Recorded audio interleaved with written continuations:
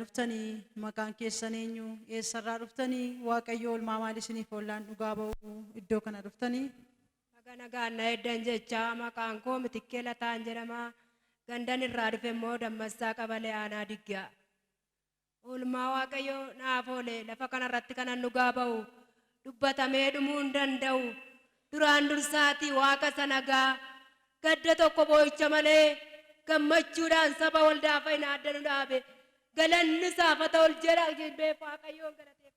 Gooftaa kabajaa fi isaan jilbeeffatanii jiru.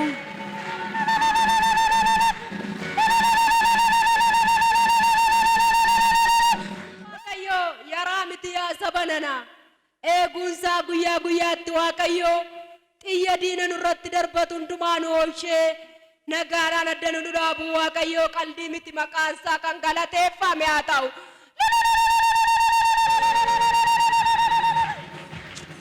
Ameen.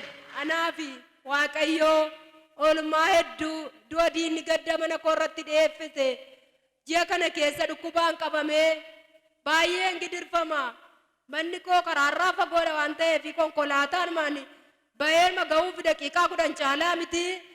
Isumatti ba'uudhaaf iyyuu nan dadhabaabaa gaafan ba'utti immoo konkolaataa sana dhabeeni boo'aan deebi'ee gala utuun jedhuu kanaan dhukkubni kun gara ji'a tokko caalaan irra bule utuu jedhuu kanaan maatiin koo dhufanii bakka biraatti wal nageessu ture. Eessa isin dhukkubaa? Marrumaan koo kana keessa dudda koo na nyaataa achi ol laaffanaa gatiittii koo kana keessa deemee na ciniina waan akka lubbuu qabu wayiiti.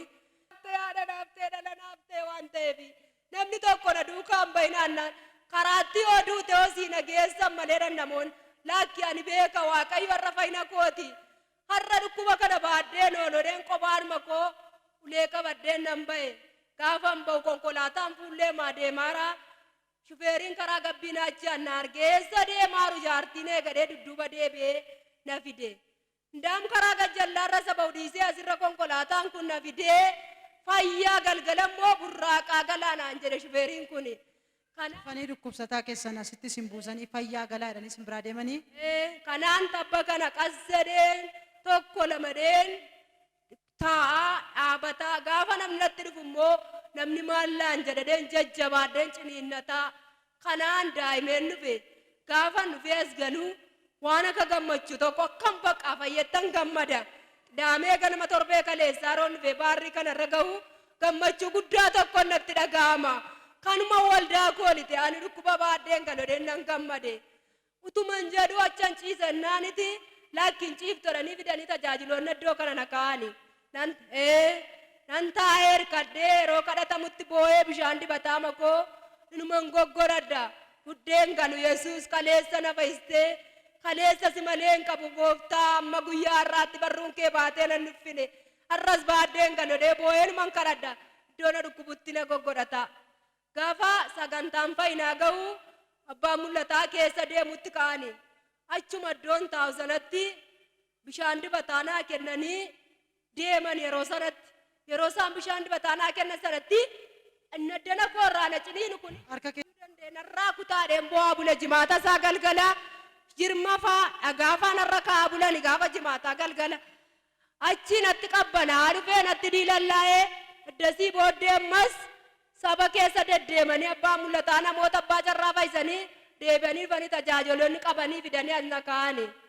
Yemmuu addana na kaa'anitti marrumaan koorraa inni dudda koo kun akkuma waaqayyo dubbate na nyaataa danda'ee gad hin jedhu ol hin jedhu eggasii na dhagge. milikkita dhukkuba keessanii waaqayyo dubbatee karaa abbaa mul'ataa irra deebi'ee? Achi olla gubaa dudda koo danda'ee gad hin jedhu. Torbee sadii akka ittan gattaa malee danda'ee jajjagguuf hin danda'u. Achi booddee asitti tajaajiloonni na baasanii harka abbaa mul'ataa nan xaragadhee gaafa naddasuma akkuma dhukkuba koo kana xaragadhu battaluma sanatti waan akka diilallaa wayii na keessa deeme akkan ta'u wallaalee nan gammadee jireenya koo tokkoyyuu of hin beeku dhuguma nan fayyadee yaanne. Gooftaan kan isin fayyise kabajaaf himee Yesuusiin. Yeroo harka isinirra kaa'anii yookiin abbaan mul'ataa harka abbaa mul'ataatti xaragattanitti waan amma jettan dilallaan kun isin keessa gabbee asumatti qabaan kanas baatanii olii gaffiiddanii fayyitanii? Fayyee dhimma. Amin. Dikubiti dulu. Kubiti.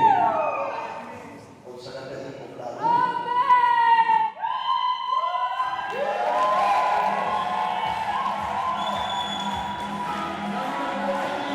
tokko malee dhibee tokko malee hin galee waaqayyoof galanna ta'u caagodhaa meesa kana godhanaa galateeffadha.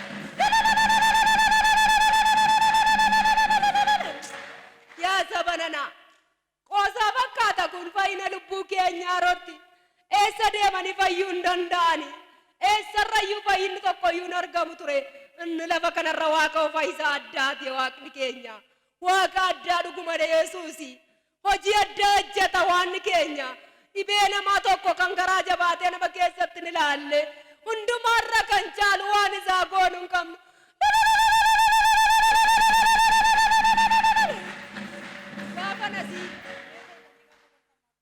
Gaafa naddanaa fayyee gammadaa galu shufeeronni warri ganamaa na bira darbani haati luuccee gidduu kanan dhukkubsatu har'a oon burraattu shoo fayyitaniittu naan jedhani. Har'a ba'aa kola fakkaadheen dhufe galanni Yesuusiif ta'unnaan dhugumatu mana abbaa qorichaan nageen dhukkuba keessan kanarraa fayyitanoo dhuguma dinqiidha naan jedha mucaan kun. Mucaa xinnoo tokko jira daa'imtee mammaa isheen ganama uleen baatee fiigaa dhufteedhani. Isaaf nama fiisisu ba'aa namarraa kaasee hafuura waaqayyoo hin kabajama. Anis gammadee waaqayyoof galatu. Yeroo masarattan galee hojii kosan kalee saree ji'oota darbe guutuu maasii keessa tocho'uu hin dandeenye deemee maasii koo keessa deemuttan ka'ee qe'ee keessan deemee kellaa keessa nama bakka fagoo deemee dhufe natti ta'e maasiin koo waan ta'eef waaqayyoo guddaa godhaa naa galateeffadha.